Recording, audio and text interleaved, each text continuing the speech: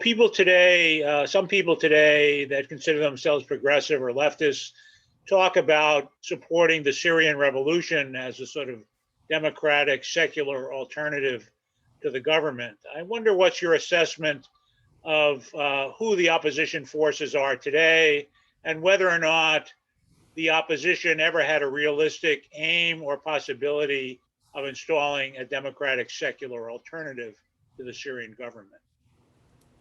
Well, that's the $1 million question really for the Americans, and I think early on this uprising was cast in the West as a democratic uprising. Now there were a cadre of well-educated, rather secular Syrians who had been fighting the government for decades. They're mostly individuals and small groups. One of the jokes, I wrote a number of articles on the opposition before the uprising started. And, one of the jokes amongst the opposition themselves, many of the members of which I interviewed for those articles, would joke that we could fill a minibus, but we can't fill a Pullman. That we're little groups of 15 people, 20 people, but we don't really have, and especially young people, were not connected. Now, what the Arab Spring did is it connected the young people to revolution.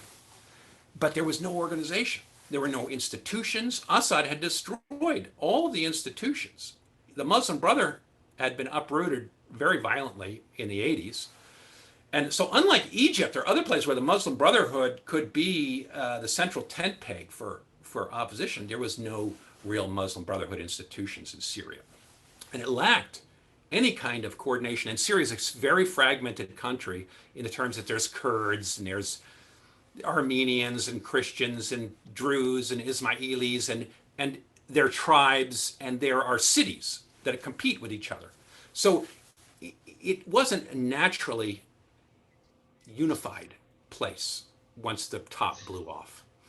And so there was there's a small liberal, quasi-secular leadership, but they didn't have any boots on the ground. And once things picked up, the Islamist, more radical Islamists, clearly swamped them and became the most powerful groups on the ground. And this is what happened in Iraq.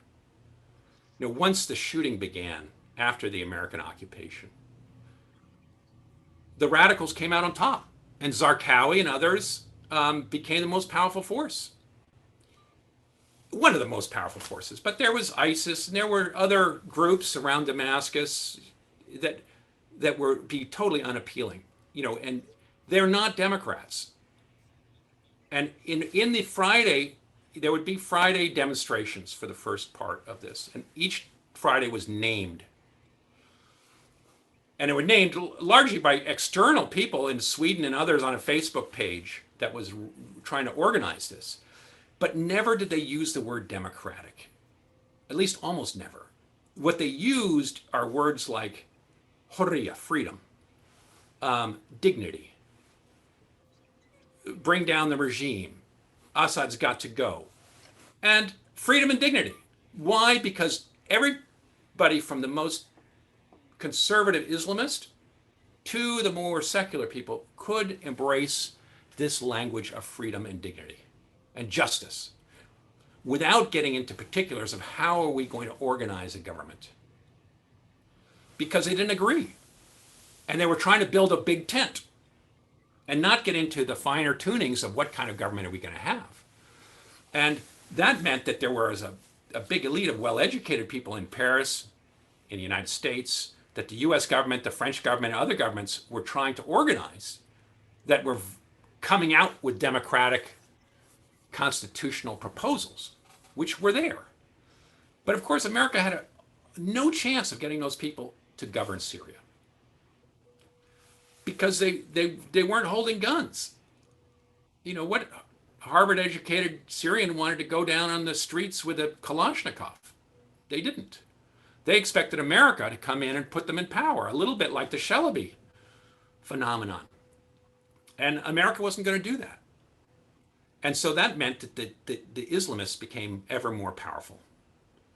And until America got spooked by them in 2015 and really abandoned them. So, in answer to your question, when people accuse you of being fake leftists because you're supporting a dictator, America has made this situation worse. It didn't overthrow Assad, which it said it in a sense led people to believe when they asked him to step aside. And then they began to put in arms because they didn't really want the alternative, which they began to fear what might be ISIS or al-Qaeda or some other Islamist group or chaos. So they balked. And then they went into the quagmire mode, which is we're going to just spoil it for Russia and Iran and not let them have a viable nation.